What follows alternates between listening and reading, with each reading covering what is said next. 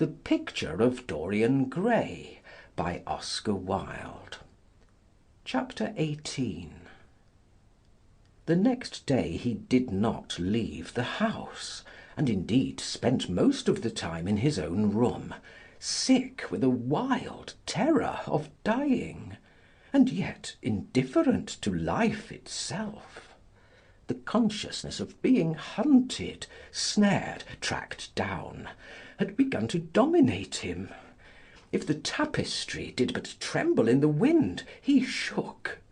The dead leaves that were blown against the leaded panes seemed to him like his own wasted resolutions and wild regrets. When he closed his eyes, he saw again the sailor's face peering through the mist-stained glass, and horror seemed once more to lay its hand upon his heart. But perhaps it had been only his fancy that had called vengeance out of the night and set the hideous shapes of punishment before him. Actual life was chaos, but there was something terribly logical in the imagination. It was the imagination that set remorse to dog the feet of sin. It was the imagination that made each crime bear its misshapen brood. In the common world of fact, the wicked were not punished, nor the good rewarded. Success was given to the strong, failure thrust upon the weak. That was all. Besides, had any stranger been prowling round the house, he would have been seen by the servants or the keepers. Had any footmarks been found on the flower beds, the gardeners would have reported it. Yes, it had been merely fancy. Sybil Vane's brother had not come back to kill him. He had sailed away in his ship to founder in some winter sea. From him, at any rate, he was safe. Why, the man did not know who he was, could not know who he was. The mask of youth had saved him. And yet, if it had been merely an illusion, how terrible it was to think that conscience could raise such fearful phantoms, and give them visible form, and make them move before one. What sort of life would be his if day and night shadows of his crime were to peer at him from silent corners, to mock him from secret places, to whisper in his ear as he sat at the feast, to wake him with icy fingers as he lay asleep? As the thought crept through his brain, he grew pale with terror, and the air seemed to him to have become suddenly colder. Oh, in what a wild hour of madness he had killed his friend! How ghastly the mere memory of the scene! He saw it all again. Each hideous detail came back to him with added horror. Out of the black cave of time, terrible and swathed in scarlet, rose the image of his sin. When Lord Henry came in at 6 o'clock, he found him crying, as one whose heart will break. It was not till the third day that he ventured to go out. There was something in the clear, pine-scented air of that winter morning that seemed to bring him back his joyousness and his ardour for life. But it was not merely the physical conditions of environment that had caused the change. His own nature had revolted against the excess of anguish that had sought to maim and mar the perfection of its calm. With subtle and finely wrought temperaments it is always so. Their strong passions must either bruise or bend. They either slay the man, or themselves die. Shallow sorrows and shallow loves live on. The loves and sorrows that are great are destroyed by their own plenitude. Besides, he had convinced himself that he had been the victim of a terror-stricken imagination, and looked back now on his fears with something of pity and not a little of contempt. After breakfast he walked with the Duchess for an hour in the garden, and then drove across the park to join the shooting party. The crisp frost lay like salt upon the grass. The sky was an inverted cup of blue metal. A thin film of ice bordered the flat reed-grown lake. At the corner of the pine wood he caught sight of Sir Geoffrey Clouston, the Duchess's brother, jerking 2 spent cartridges out of his gun. He jumped from the cart, and having told the groom to take the mare home, made his way towards his guest through the withered bracken and rough undergrowth. "Have you had good sport, Geoffrey?" he asked. "Not very good, Dorian. I think most of the birds have gone to the open. I dare say it will be better after lunch, when we get to new ground." Dorian strolled along by his side. The keen aromatic air, the brown and red lights that glimmered in the wood, the hoarse cries of the beaters ringing out from time to time, and the sharp snaps of the guns that followed, fascinated him, and filled him with a sense of delightful freedom. He was dominated by the carelessness of happiness, by the high indifference of joy. Suddenly, from a lumpy tussock of old grass, some 20 yards in front of them, with black-tipped ears erect and long hinder limbs throwing it forward, started a hare. It bolted for a thicket of alders. Sir Geoffrey put his gun to his shoulder, but there was something in the animal's grace of movement that strangely charmed Dorian Gray, and he cried out at once. "Don't shoot it, Geoffrey. Let it live." "What nonsense, Dorian!" laughed his companion, and as the hare bounded into the thicket, he fired. There were 2 cries heard, the cry of a hare in pain, which is dreadful, the cry of a man in agony, which is worse. "Good heavens! I have hit a beater!" exclaimed Sir Geoffrey. "What an ass the man was to get in front of the guns! Stop shooting there!" He called out at the top of his voice. "A man is hurt!" The head keeper came running up with a stick in his hand. "Where, sir? Where is he?" he shouted. At the same time the firing ceased along the line. "Here!" answered Sir Geoffrey angrily, hurrying towards the thicket. "Why on earth don't you keep your men back? Spoiled my shooting for the day." Dorian watched them as they plunged into the alder clump, brushing the lithe swinging branches aside. In a few moments they emerged, dragging a body after them into the sunlight. He turned away in horror. It seemed to him that misfortune followed wherever he went. He heard Sir Geoffrey ask if the man was really dead, and the affirmative answer of the keeper. The wood seemed to him to have become suddenly alive with faces. There was the trampling of myriad feet and the low buzz of voices. A great copper-breasted pheasant came beating through the boughs overhead. After a few moments, that were to him in his perturbed state like endless hours of pain, he felt a hand laid on his shoulder. He started and looked round. "Dorian," said Lord Henry. "I'd better tell them that the shooting is stopped for to-day. It would not look well to go on." "I wish it was stopped for ever, Harry," he answered bitterly. "The whole thing is hideous and cruel. Is the man—" He could not finish the sentence. "I'm afraid so," rejoined Lord Henry. "He got the whole charge of shot in his chest. He must have died almost instantaneously. Come, let us go home." They walked side by side in the direction of the avenue for nearly 50 yards, without speaking. Then Dorian looked at Lord Henry, and said with a heavy sigh, It is a bad omen, Harry, a very bad omen. What is? asked Lord Henry. Oh, this accident, I suppose. My dear fellow, it can't be helped. It was the man's own fault. Why did he get in front of the guns? Besides, it is nothing to us. It is rather awkward for Geoffrey, of course. It does not do to pepper beaters. It makes people think that one is a wild shot, and Geoffrey is not. He shoots very straight. But there is no use talking about the matter. Dorian shook his head. It is a bad omen, Harry. I feel as if something horrible were going to happen to some of us.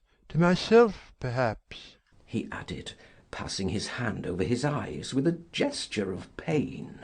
The elder man laughed. The only horrible thing in the world is ennui, Dorian.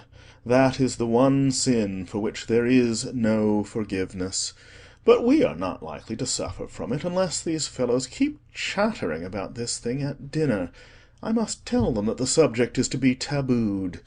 As for omens, there is no such thing as an omen. Destiny does not send us heralds. She is too wise or too cruel for that. Besides, what on earth could happen to you, Dorian? You have everything in the world that a man can want. There is no one who would not be delighted to change places with you. There is no one with whom I would not change places, Harry. Don't laugh like that. I am telling you the truth. The wretched peasant who has just died is better off than I am. I have no terror of death. It is the coming of death that terrifies me. Its monstrous wings seem to wheel in the leaden air around me. Good heavens, don't you see a man moving behind the trees there, watching me, waiting for me?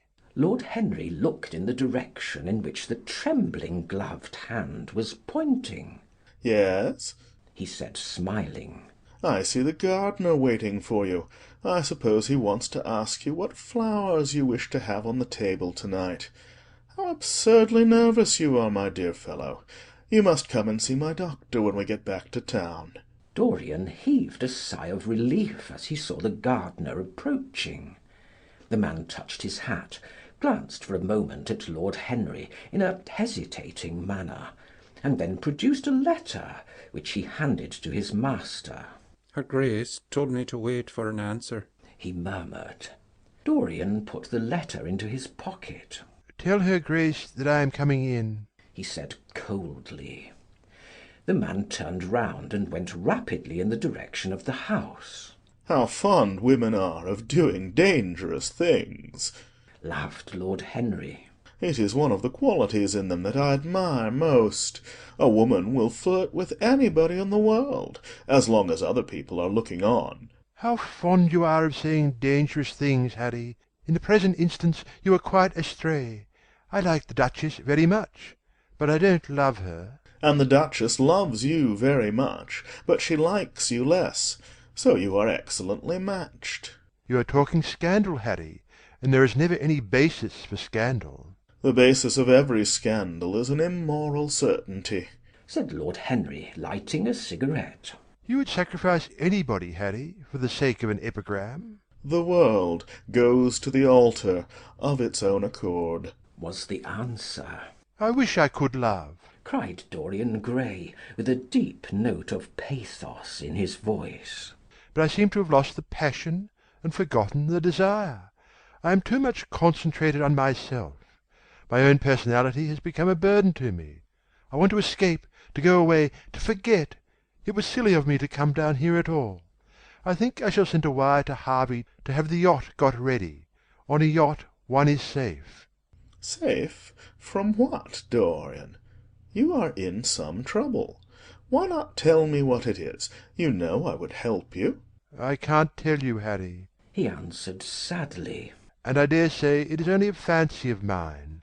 This unfortunate accident has upset me. I have a horrible presentiment that something of the kind may happen to me. What nonsense! I hope it is, but I can't help feeling it. Ah, here is the Duchess, looking like Artemis in a tailor-made gown. You see, we have come back, Duchess. I have heard all about it, Mr. Gray, she answered. Poor Geoffrey is terribly upset, and it seems that you asked him not to shoot the hare. How curious. Yes, it was very curious. I don't know what made me say it. Some whim, I suppose. It looked the loveliest of little live things. But I am sorry they told you about the man. It is a hideous subject. It is an annoying subject. broke in Lord Henry. It has no psychological value at all. Now, if Geoffrey had done the thing on purpose, how interesting he would be. I should like to know someone who had committed a real murder. How horrid of you, Harry! cried the Duchess. Isn't it, Mr. Gray? Harry, Mr. Gray's ill again. He's going to faint. It is nothing, Duchess. He murmured. My nerves are dreadfully out of order, that is all. I'm afraid I walked too far this morning. I didn't hear what Harry said. Was it very bad? You must tell me some other time. I think I must go and lie down. You will excuse me, won't you? They had reached the great flight of steps that led from the conservatory on to the terrace. As the glass door closed behind Dorian, Lord Henry turned and looked at the Duchess with his slumberous eyes. Are you very much in love with him? He asked. She did not answer for some time, but stood gazing at the landscape. I wish I knew, she said at last. He shook his head. Knowledge would be fatal. It is the uncertainty that charms one. A mist makes things wonderful. One may lose one's way. All ways end at the same point, my dear Gladys. What is that? Disillusion. It was my debut in life. She sighed.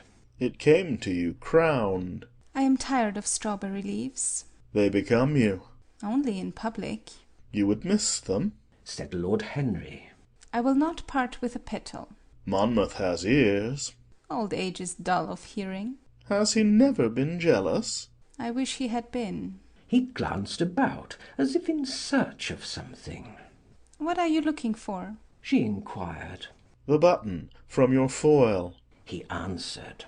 You have dropped it. She laughed. I have still the mask. It makes your eyes lovelier, was his reply. She laughed again. Her teeth showed like white seeds in a scarlet fruit. Upstairs in his own room, Dorian Gray was lying on a sofa, with terror in every tingling fibre of his body. Life had suddenly become too hideous a burden for him to bear. The dreadful death of the unlucky beater, shot in the thicket like a wild animal, had seemed to him to prefigure death for himself also. He had nearly swooned at what Lord Henry had said in a chance mood of cynical jesting. At 5 o'clock he rang his bell for his servant, and gave him orders to pack his things for the night express to town, and to have the brougham at the door by 8:30. He was determined not to sleep another night at Selby Royal. It was an ill-omened place. Death walked there in the sunlight. The grass of the forest had been spotted with blood. Then he wrote a note to Lord Henry, telling him that he was going up to town to consult his doctor, and asking him to entertain his guests in his absence. As he was putting it into the envelope, a knock came to the door, and his valet informed him that the head keeper wished to see him. He frowned and bit his lip. "Send him in," he muttered, after some moments' hesitation. As soon as the man entered, Dorian pulled his cheque-book out of a drawer and spread it out before him. "I suppose you have come about that unfortunate accident of this morning, Thornton?" he said, taking up a pen. "Yes, sir," answered the gamekeeper. "Was the poor fellow married? Had he any people dependent on him?" asked Dorian, looking bored. "If so, I should not like them to be left in want, and will send them any sum of money you may think necessary." "We don't know who he is, sir. That is what I took the liberty of coming to you about." "Don't know who he is?" said Dorian listlessly. "What do you mean? Wasn't he one of your men?" "No, sir. Never saw him before. Seems like a sailor, sir." The pen dropped from Dorian Gray's hand, and he felt as if his heart had suddenly stopped beating. A sailor? He cried out. Did you see a sailor? Yes, sir. He looks as if he had been a sort of sailor, tattooed on both arms, and that kind of thing. Was there anything found on him? Said Dorian, leaning forward and looking at the man with startled eyes. Anything that would tell his name? Some money, sir, not much, and a 6-shooter. There was no name of any kind. A decent-looking man, sir, but rough-like. A sort of sailor, we think. Dorian started to his feet. A terrible hope fluttered past him. He clutched at it madly. Where is the body? He exclaimed. Quick, I must see it at once. It is in an empty stable in the home farm, sir. The folk don't like to have that sort of thing in their houses. They say a corpse brings bad luck. The home farm. Go there at once and meet me. Tell one of the grooms to bring my horse around. No, never mind. I'll go to the stables myself. It will save time. In less than a quarter of an hour, Dorian Gray was galloping down the long avenue as hard as he could go. The trees seemed to sweep past him in spectral procession, and wild shadows to fling themselves across his path. Once the mare swerved at a white gate-post and nearly threw him. He lashed her across her neck with his crop. She cleft the dusky air like an arrow. The stones flew from her hoofs. At last he reached the home farm. 2 men were loitering in the yard. He leaped from the saddle and threw the reins to one of them. In the farthest stable a light was glimmering. Something seemed to tell him that the body was there, and he hurried to the door and put his hand upon the latch. There he paused for a moment, feeling that he was on the brink of a discovery that would either make or mar his life. Then he thrust the door open and entered. On a heap of sacking in the far corner was lying the dead body of a man, dressed in a coarse shirt and a pair of blue trousers. A spotted handkerchief had been placed over the face. A coarse candle stuck in a bottle sputtered beside it. Dorian Gray shuddered. He felt that his could not be the hand to take the handkerchief away, and called out to one of the farm servants to come to him. Take that thing off the face. I wish to see it, he said, clutching at the doorpost for support. When the farm servant had done so, he stepped forward. A cry of joy broke from his lips. The man who had been shot in the thicket was James Vane. He stood there for some minutes looking at the dead body. As he rode home, his eyes were full of tears, for he knew he was safe. End of chapter 18.